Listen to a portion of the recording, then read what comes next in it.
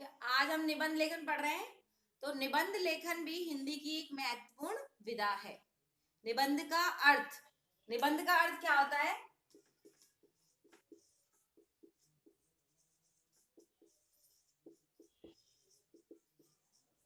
आपको पता है बंध है, बंध का मतलब होता है बंधना।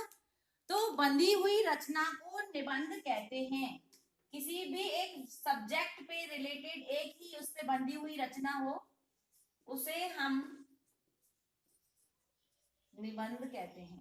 ठीक है, बंधी हुई रचना यानी एक कोई भी हमने जैसे आपको टॉपिक दिया, मान लीजिए कंप्यूटर है या आपको नेट नेट से संबंधित कोई है या हमारे आदर्श डॉक्टर एपीजे अब्दुल कलाम, तो उन्हीं से हम उस रचना को संबंधित उन्हीं से लिखेंगे, क्योंकि उनसे अलग हम कोई चीज नहीं लिखेंगे, क्योंकि हमें निबंध लिखना है। उन्हीं से बंधी हुई जो चीजें हैं वही हम उनसे रिलेटेड ही चीजें इसमें लिखेंगे। इसमें क्या होता है, व्यक्ति के विचारों, उनकी घटनाओं, कथाओं, भावों, जीवन के अनुभवों आदि को इसमें अभिव्यक्त किया जाता है। और निबंध के प्रकार होते हैं, तो निबंध के कितने प्रकार हैं वो देख लीजिए।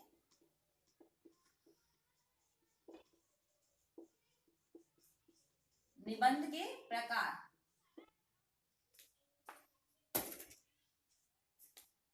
सबसे पहला है वर्णनात्मक।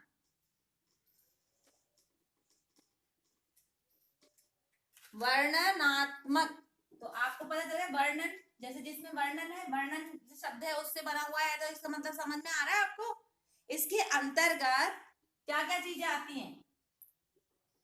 वहां के जैसे दृश्य, उनके बारे में, उसकी परिस्थिति,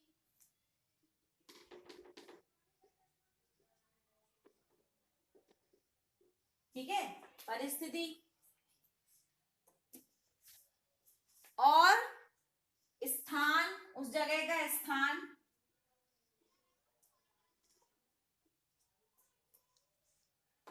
वस्तु आदि का वर्णन किया जाता है। इसके अंतर्गत इन चीजों का वर्णन किया, दृश्य, परिस्थिति, स्थान और वस्तु आदि का वर्णन किया जाता है। अब है नंबर 2, कैसे निबंध होते हैं? विवरणात्मक, विवरणात्मक, ठीक है। तो विवरणात्मक में क्या होता है, इसके अंतर्गत क्या होता है, जैसे हमने किसी मेले का लिया, जैसे हमने मेला या किसी ऋतु के बारे में हमें बताना है, जैसे वसंत ऋतु के बारे में आप लिखते हैं, कई बार आप ऋतुओं के बारे में हम आपसे पूछते हैं, तो ऋतु है। किसी मैच, कोई मैच हुआ है, खेल, तो उस मैच या खेल के बारे में अगर हमें, जैसे हॉकी है, क्रिकेट है आदि के बारे में अगर हमें पूछना है, तो उसके बारे में यदि निबंध लिखना है तो विवरण हमें उस हिसाब से इसमें देना होता है। इस कैटेगरी में ये निबंध आते हैं। तो निबंध मैच आदि का विवरण, ठीक है। अब है थर्ड, विचारात्मक।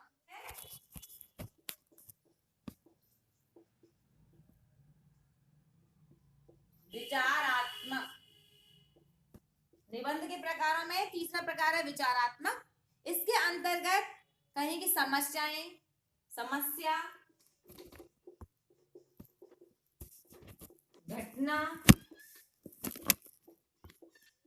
ठीक है, और कोई कहीं की जैसे स्थितियां होती हैं, स्थिति, कंडीशंस, ठीक है, आदि का इसमें जो है हमें विचार इसमें प्रस्तुत करने होते हैं। आदि जैसे पक्ष, विपक्ष, इसमें दोनों हमें विचार रखने होते हैं, पक्ष और विपक्ष, एक तरफा नहीं होना होता है, पक्ष विपक्ष दोनों के विचार हमें इसमें विचारात्मक निबंधों में लिखने होते हैं। चौथा है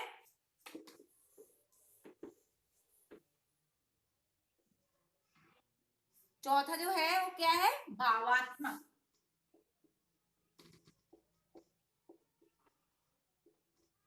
भावात्मक निबंध के अंतर्गत क्या होता है? भावों की प्रधानता होती है, जैसा कि आपको टॉपिक से ही पता चल रहा है, भावों की प्रधानता होती है ना। और सूक्तियों पर आधारित, सूक्तियों पर आधारित वर्णन इसमें किया जाता है।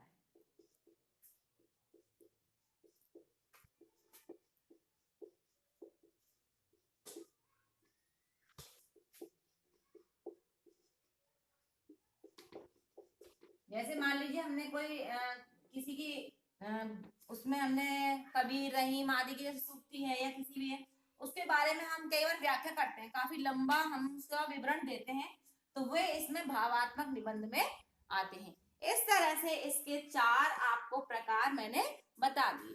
अब आप जो है निबंध लिखने में हमें सबसे पहले जो जरूरत पड़ती है वो होता है निबंध के अंग कौन कौन से हैं, पार्ट ऑफ द ऐसे। तो हम पढ़ेंगे निबंध के अंग। निबंध के कौन कौन से अंग हैं जिस पर पूरा निबंध डिपेंड होता है, उस पर पूरा निबंध आधारित। निबंध के अंग पूरे निबंध को लिखने में, जैसे पार्ट मैंने बताया था आपको कि भाग से एक, पहला, दूसरा, तीसरा, पूरे उसमें निबंध में कितने अंग होते हैं उसके। तो निबंध लिखने से पहले उसे हमें 3 भागों में बांट लेना चाहिए। सबसे पहले क्या होता है उसका आरंभ, निबंध को लिखने का आरंभ होता है। उसके बाद में उसमें होता है उसका बीच का पार्ट, मध्य पार्ट, तो मध्य भाग, और सबसे लास्ट में जो होता है वो होता है अंत, जो होता है उसे क्या कहते हैं, उपसंहार, कंक्लूजन जिसे निकाल कर कहते हैं, उपसंहार या निष्कर्ष आप कह सकते हैं।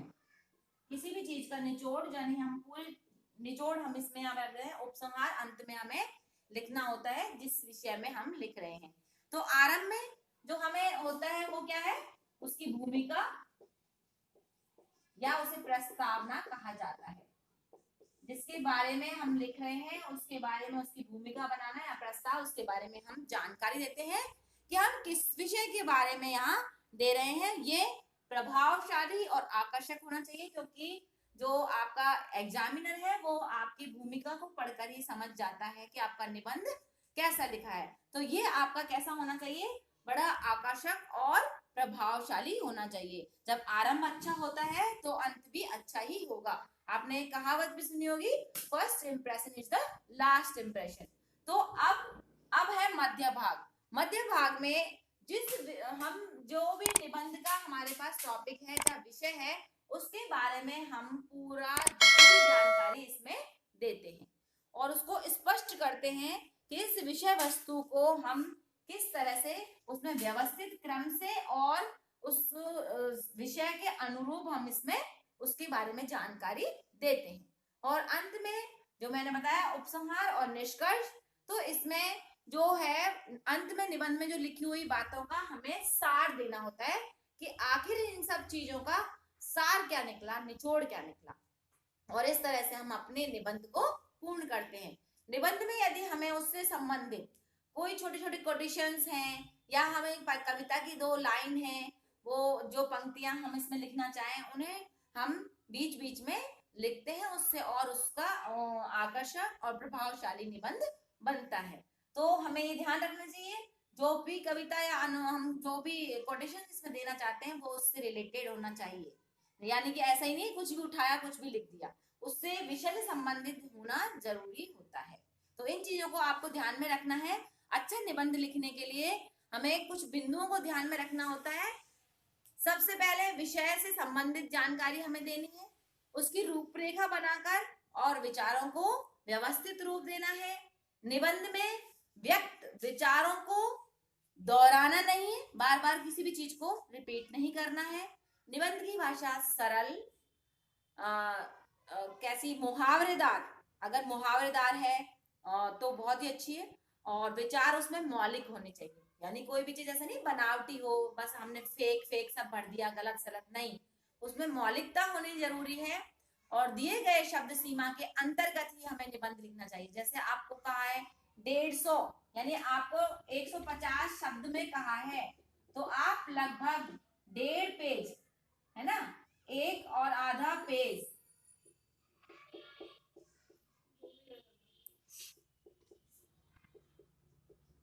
इससे लिखेंगे। यानी एक पेज में हम कितना मानते हैं, 10 शब्द मान लेते हैं और हमें 150 शब्द में हमें 15 लाइन 20 लाइन हमें लिखनी होती है। तो 1.5 पेज हम लिख सकते हैं, 1.5 पेज में भी एक कोटेशन वगैरह सब देंगे, तो हमें 15 लाइन से कम तो लिखना ही नहीं है, और ज्यादा करें तो आप 20 लाइन तक लिख सकते हैं, उससे ज्यादा नहीं। यानी उसमें भी आपको नंबर कटते हैं।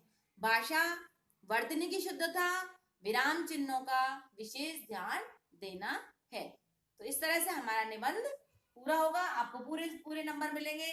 आपका निबंध प्रभावशाली और व्यवस्थित रूप से लिखा होना चाहिए।